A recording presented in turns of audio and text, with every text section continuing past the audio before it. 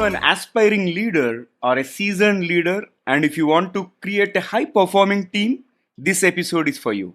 This is the Guiding Voice podcast series, the Guiding Voice for a better future. Folks, I'm your host Naveen Samala, just a fellow IT professional, but on a mission to shape the careers and lives of millions across the globe. And through the Guiding Voice, we drive conversations that matter, conversations that add value to your life and your career. And successful leaders across the globe share their knowledge and wisdom through our podcast, and our audience are going to learn a lot of knowledge and wisdom by tuning into the Guiding Voice per every minute than any other podcast in this space. Thank you so much for joining me. And we are extremely pleased to have Ivan Tzivanakis part of our journey in shaping the careers and lives of millions across the globe. Ivan, hearty welcome to the Guiding Voice, and I'm super excited to have you part of today's show. Naveen, nice to see you and a pleasure to be with you today. Thank you for inviting and my regards to your beautiful country, India. I cannot wait to come. I cannot wait to come back.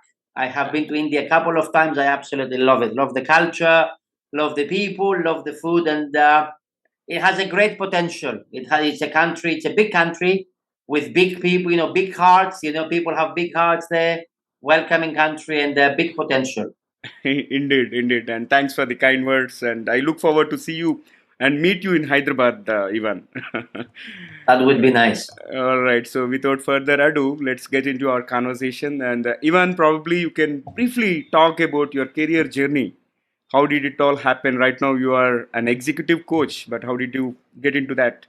Well, my career started, I just graduated. I have a very traditional kind of thing. I graduated from, I lived in my first studies after high school in Greece. I'm born in Greece. After finishing high school, I went to Switzerland.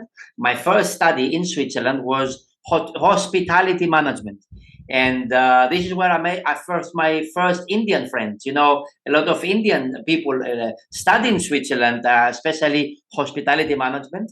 And I lived in Switzerland once I graduated for 2 years, and I lived in Switzerland for another year. I was the restaurant manager of a golf hotel there, really high class, upper market country golf hotel. We had customers coming in with the helicopters in Switzerland and all that. And once I worked there for a year, I said, look, Switzerland is beautiful, but a little bit quiet. It's a little bit, a little bit boring sometimes, Switzerland, really pretty, beautiful, but a little bit too traditional, right? Too conservative sometimes. So when you're 23 years old, you want to explore the world. So I went to the UK and I did my MBA. I straight joined the MBA in the final year. So my MBA was 1 year because I had the 2 year studies plus extra year work. So I was accepted at the final year. And once I graduated, I worked in the UK again, F&B sector. Then I moved into marketing, and then I got promoted to become a branch manager. And then I did this for 7 years. Then I was headhunted to help a financial broker expand in Asia. And after doing this for another 5 years, after a total of 11, 12 years corporate career, I decided I wanted to share my knowledge, my failures. I've done a lot of mistakes when managing people and all that. And then I said, why don't I become a consultant?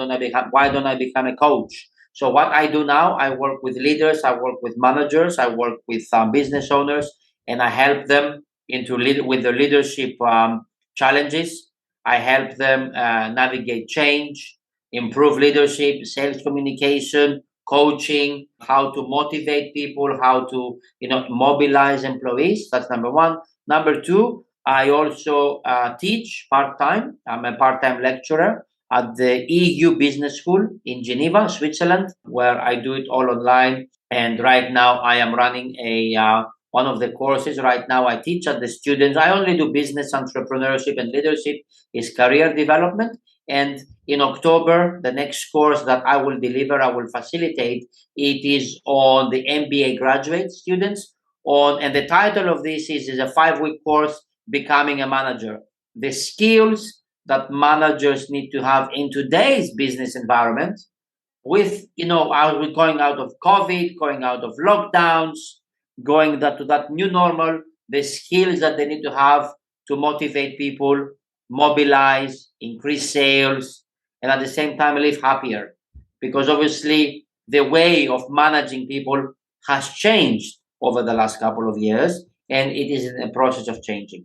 So this is what I do, Naveen, and this is why I'm excited about management, leadership, and helping business owners, leaders to become better. And I have made tons of mistakes in my career. I have failed many times. I lost my entire team sometimes because I was sometimes too much micromanagement. I was trying to control everything. Excellent. I really want to understand what are the top mistakes that you have done as a manager. Try to control everything. Try to control everything. That's number one. And number two is like trying to tell people what to do all the time, which is good. It works well if you have new employees or if you have young graduate people that just come to work. Maybe it's the first time of work because they need a lot of guiding and you need to do this, you need to do that. But if you have more experienced employees, people who come to work for you and with you, and they have a lot of experience, if you continuously tell them what to do, you don't develop them. So if you are a manager, try to identify what kind of employee you have. Right. Like what kind of employees you have. And there is a bit of sometimes, misconception when we're talking about, micromanagement and all that. Because I used to believe that I need control and power in order to be a good manager, but I was wrong. Because what I realized is power comes really from understanding relationships, right? And I would argue, and I would say that is absolutely true, that all the managers and the leaders that I currently coach, the top leaders, they can make their message when they're communicating with others, they can make their message simple enough for everyone to understand, the same complex enough to make it attractive. So leadership, if you were to ask me what is leadership, I would say that leadership nowadays, Naveen, is I came to realize that it's all about communication. And most important is about communicating effectively and connecting with others. And in my experience, both as a manager, both as a subordinate, both as a coach as well. People talk about micromanagement. Sometimes they talk about micromanagement, but micromanagement is not the problem. Micromanagement is the problem is the mismatching of styles.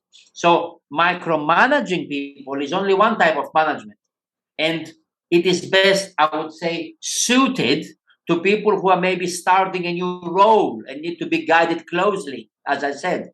But there are also other management styles like coaching, supporting, delegating, which are more appropriate if subordinates, if the employees are more experienced, therefore need minimal supervision. Therefore, I would say that what is the bottom line? What I'm trying to say is that situational leadership is a good concept to apply. Back to you.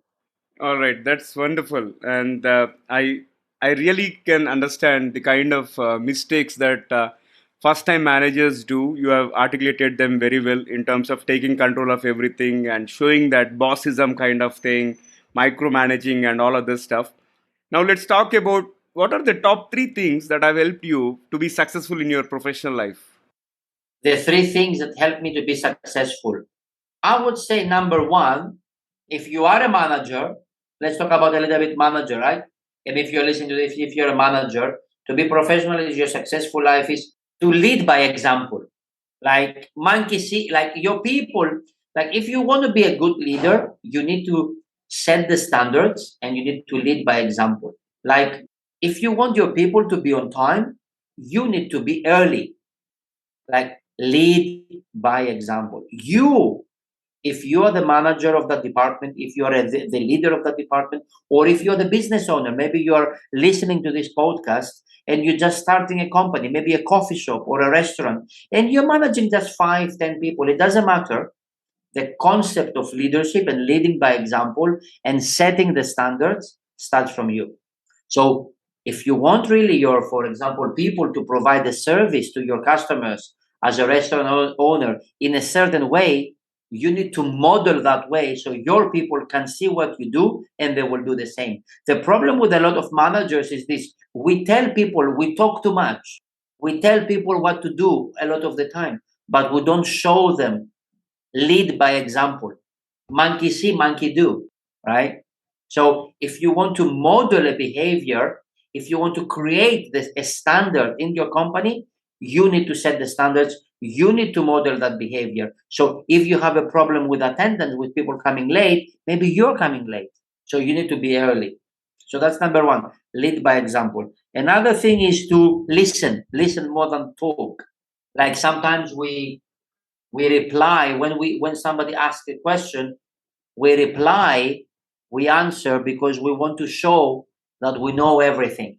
But maybe sometimes the best approach is to ask a question, to clarify what the other person is saying, to ask a question to get more information. So that's number two. Less talking, more listening, and more asking questions.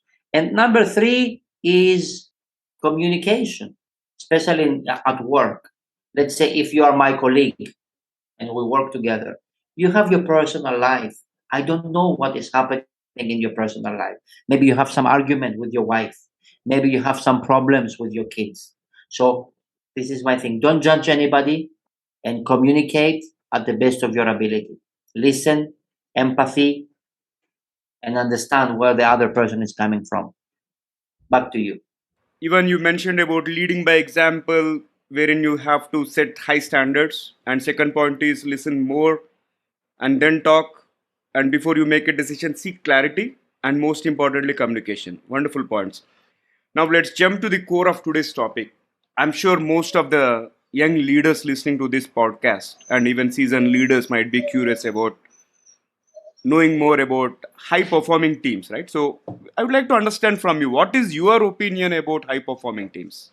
When we talk about a very good question, when we talk about employee engagement, you don't engage employees by engaging them. You engage employees one by one according to their specific motivations, aspirations, and styles. If I am running a company and I'm running a department, I don't know, 5 people, I'm managing 10 people. What I do is I sit down one by one with my employees individually with a cup of coffee or tea, and I get to know them. Get to know your employees. Who do they live with? Why they work with you? What motivates them? Where do they want to be in 5 years' time? Why they do what they do? What problems, what challenges they have? And you will be surprised. Some people will be in your company. Some people will work with you just for the salary. It's fine. Some people will work with you or in your company because they want career development. Some people will work with you, maybe they are excited about your commission structure and they want to make a lot of money because they have a lot of student debt. What my point is, sit down with your employees one by one, get to know them, and once you get to know them, once you know their hot buttons, then you can engage them. Then you can motivate them. So get to know your people. Back to you. Wonderful. So moving on, even now, how can somebody build high performance teams in terms of there might be a mission critical project with complex requirements and wherein you need to form a new team altogether, and at times there will be a mix of oldies in the team, and how do we gel them and make sure that they are performing at full throttle? An effective leader, an effective manager knows how to balance three things. Can I share with you? And the key word here, Navin, is balance, balancing. Good leaders know how to balance three things: results, relationships, ego.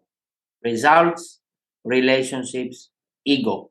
Balance. What do I mean? To your question, how to create high performing teams.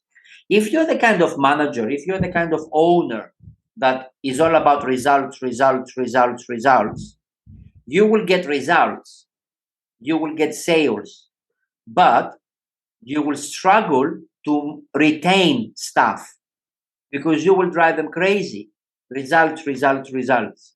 On the opposite side, if you focus too much in relationships, of having good relationship with your employees, you will make a lot of friends with your employees, but you will struggle to achieve results because you're too friendly. And we cannot really push somebody that we are too friends, right? We cannot. And the other thing that they also need to balance is ego, their own ego. All leaders, all managers have ego. I understand that. I have my own ego. You have your own ego. Every manager has an ego. Fair enough. The manager got promoted or you have a business, fine. But please manage your ego, because if you come across, it's all about me, it's all about me, it's all about me, your people will think, okay, fine, I work with you, it's all about you. What is it for me? Why shall I stay to work with you? What do I gain out of it? Okay, a salary, I can find another salary somewhere else, even better. So this is how to build high performing teams. This is my input. Balance, please. The key word again, I can't stress it enough, is balance. Results, relationship, ego. Your approach. Balance your attitude, your behavior, and focus around those three things. Results, relationships, ego. Back to you.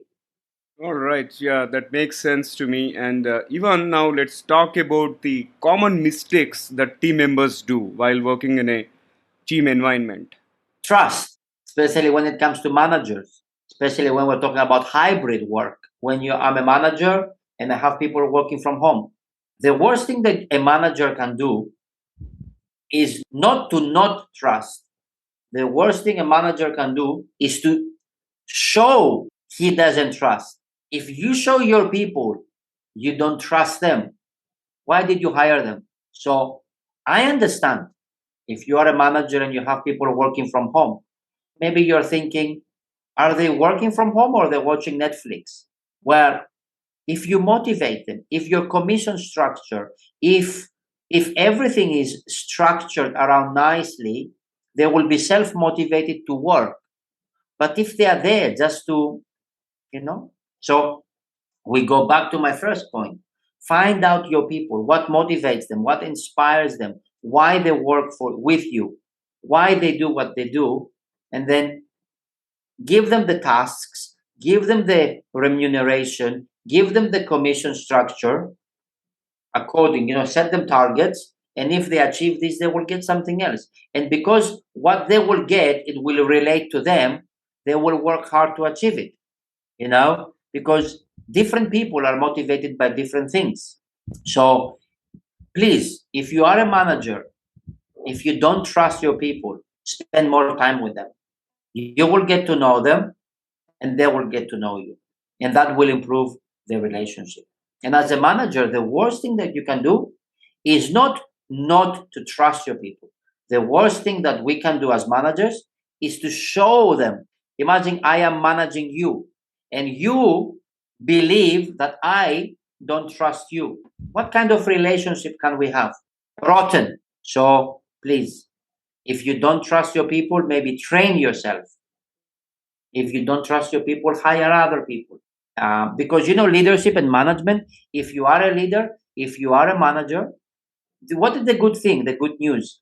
If you want to improve your management skills, if you want to improve your leadership skills, you can actually train yourself on how to become a better manager. Like I am a coach. I train managers and leaders all the time. Leadership and management is a little bit like a muscle. You can train to become a better leader. You can train to become a better manager. You can learn techniques, tactics, and strategies. So leadership and management is something that it can be learned.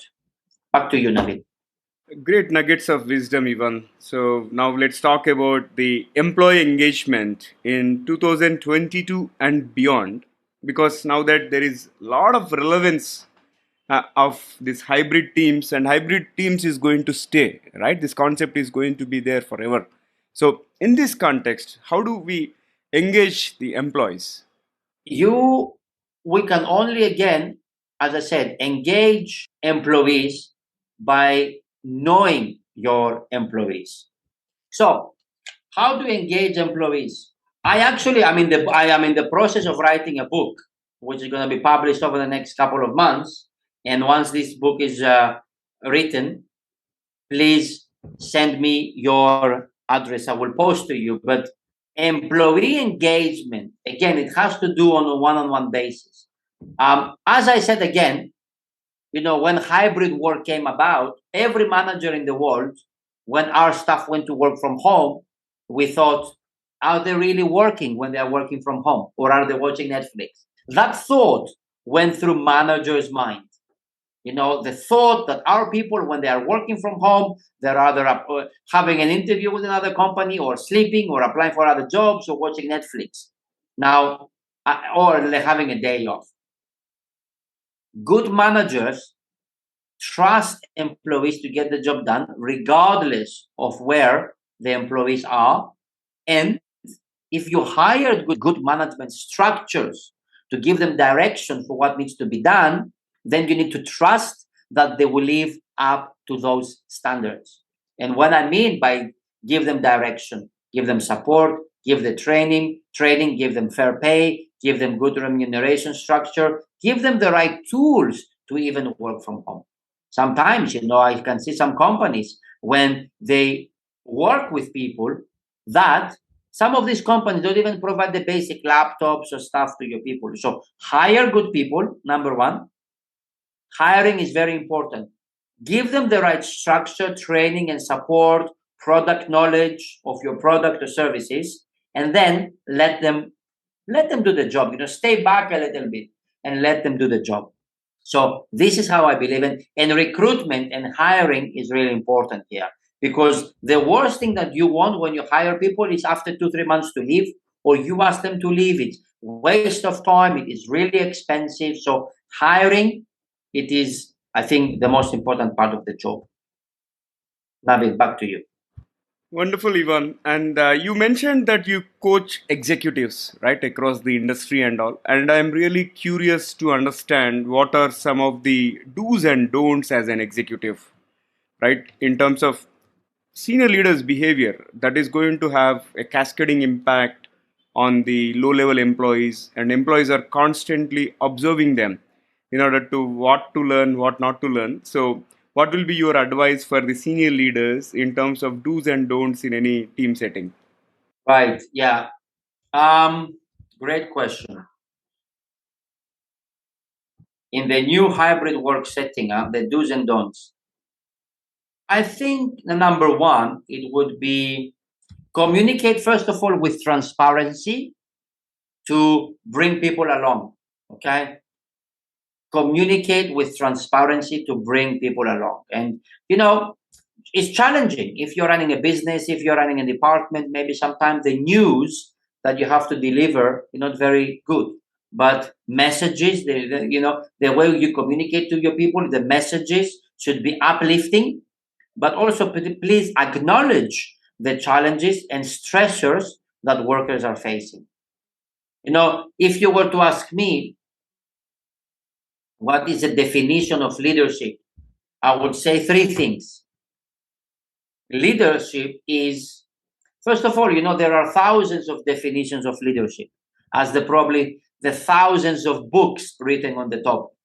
So if you were to ask me what leadership is, I would say is that the ability to bring people together to get remarkable things done. Ability, people get things done. Ability. Again, as I said before, if you want to be a better manager, if you want to be a better leader, you can actually train yourself how to be one. Number two, to bring people together. If you don't have followers, you're not a leader. Think about it. Look at Mahatma Gandhi, the whole nation behind him. Look at all the big leaders that are out there. What do successful leaders have? Followers. And if you're a manager, what do I mean by followers? I don't mean social media followers, right? I don't mean Facebook followers. I don't mean Instagram followers. What do I mean is, if you're a manager, if you're a leader, do people believe what you say? Do they follow you? Do they believe you? Can you share a vision? So ability to bring people together. Last thing, to get remarkable things done. In other words, in one word, execution. As a leader, can you execute? Can you build something? Because if you cannot build something, you're not a leader. If I was to give you, let's say, Naveen, or let's say to me, if I was to give me a nice piece of wood and the best carpentry tools, if out of this piece of wood I cannot build a chair, a table, or something, it means I'm not a carpenter. So as a leader, if you cannot execute, if you cannot build something, you're not a leader. Building means, can you build a team? Can you build people? Can you build a company? Can you bring people together? So leadership is the ability to bring people together to get remarkable things done. This is my definition of leadership nowadays. All right. Yeah, that sounds good. So all you're trying to say is be transparent and take people along, make them part of the vision. That is something what senior leaders have to do. And Ivan, this has been a fabulous conversation, but let's add some spice to the episode. I'm going to kick off a quick rapid fire round with your consent. Are you ready? Ready, scared and ready. Don't be scared. I'm not going to put you on spot. Let me fire the first bullet. Ivan, what was your childhood fantasy? To become a football player. Spot on. Awesome. Moving to the next one. What is the best piece of advice that you have received so far? To listen more. Awesome. Yeah, that is so profound. And moving to the next one. Who influenced you professionally so far? Professionally, is one of the directors actually that I worked with when I was working in the company in the financial broker. When I was a regional director, this CEO influenced me a lot, and the reasons are he was really a frontline leader, always rolled the sleeves up and led from the front. He was the one setting the standards and shared the vision and took us all along with him. That's awesome. I don't want to say names. I don't want to say names. Name is not the point here, but the point here is that he was the kind of leader that always led from the front, the first in the office, the last one out, Yeah, hard worker, and great with people and shared the vision of the company and took us all along with him. absolutely. Yeah, it makes sense. Like, we don't have to mention the names as such, as long as we are influenced and as long as we acknowledge it, that is fine. Moving to my next question. Can you share a life changing incident that changed your perspective altogether, Ivan? Yeah, I can actually. When leadership starts from inside the house. So it's not a one incident that changed me, but when you are a parent, you have your kids all around, and then you realize that you need to be the role model for them, and then you realize that you need to lead from the front. So this is where leadership starts. For example, I see some parents, they say to their kids, "Oh, you need to read more books. You need to read more books. You need to read more books." But they never seen the parent read books in the house because maybe the parent or the parents they are not into book reading. So you cannot expect your kids to do something that they don't see you do. So what my point here is this: as a manager, as a leader in the family, you need to model the behavior that you want to see from others. Excellent. And let me fire the last bullet. What is one fantasy gadget that you would like to see or invent yourself, Ivan? Oh, I would like to have this gadget. I think it's coming soon. My hologram, because I do a lot of coaching and training, and all my coaching and training, obviously, right now is I think 90% is online. Yeah, But with a hologram, I would like to present from my house. But if let's say you are in a conference room or in a seminar room in India, you can see me live in front of your hologram. right. So this would be nice. Yeah, I agree. In fact, in India, like during one of the election campaigns, our prime ministerial candidate at that time, of course, the current prime minister, has used that, and it was a huge hit actually. And he was actually speaking at one venue, but the hologram was available at multiple locations and all. Yeah, I think it is going to gain a wide scale adoption in future. All right, so Yeah, I this think was politicians like that. all right, so that was a great rapid fire, and with that, let's flip back to the mainstream. And even before I let you go, one final question for today's conversation: what will be your one piece of advice to those aspiring to make big in their career or life? You can pick either of them. My biggest tip of advice is this: the knowledge that we have, you can never learn less. You cannot take knowledge out. For example, you can never learn less. You can always learn more, right? We cannot delete what we know. So with that saying, you can never learn less. It means if you're talking to somebody and they are saying something you know, you don't need to say, I know. Just say thank you. Oh, excellent. Excellent. Yeah. So thank you so much, Ivan. I thoroughly enjoyed the conversation. Thank you for being part of our journey, and we really appreciate your time and insights. Namaste. Namaste. Thank you very much. Pleasure. All, Pleasure. all Thank you right. for having me. All right. So, folks, before we move into the trivia section, here is a request to you. In case if you haven't subscribed to us, please subscribe from the app where you have tuned in from. Also, if you have loved this conversation and enjoyed the episode, request you to share with at least 3 of your friends or colleagues who can benefit from the guiding voice. Now, let's hop into the trivia segment of today's episode. So, today we had a wonderful conversation with Ivan about building high performance teams and do's and don'ts for senior leaders and all. I would like to talk about conflicts part in the team environment. You know, conflicts within a team is essential. Like lack of conflicts and where everybody is agreeing to somebody's decisions and all is not good. And a certain amount of creative aberration allows a team to identify alternative approaches because people tend to come up with different solutions for a single problem. Likewise, it actually creates a positive environment and fosters some healthy competition within the team. However, everyone must agree that conflicts won't get personal and promise to the surface the reasons behind their disagreements, which means conflicts are good to an extent, but we should make sure that conflicts do not get into personal thing, and that way we can create a high performing team. And I'm sure you must be having a lot of tips in terms of building high performance teams. I would love to listen to your thoughts in the form of comments on social media, or you can email me at theguidingvoiceforyou@gmail.com. In addition to that, if you have any topic recommendations or speaker suggestions, you can contact me. That's all for today. Thank you so much for listening or watching. And folks, I'm your host Navin Samala, just a fellow IT professional, but on a mission to shape the careers and lives of millions across the globe. Until next time, bye bye. See you all in the next episode.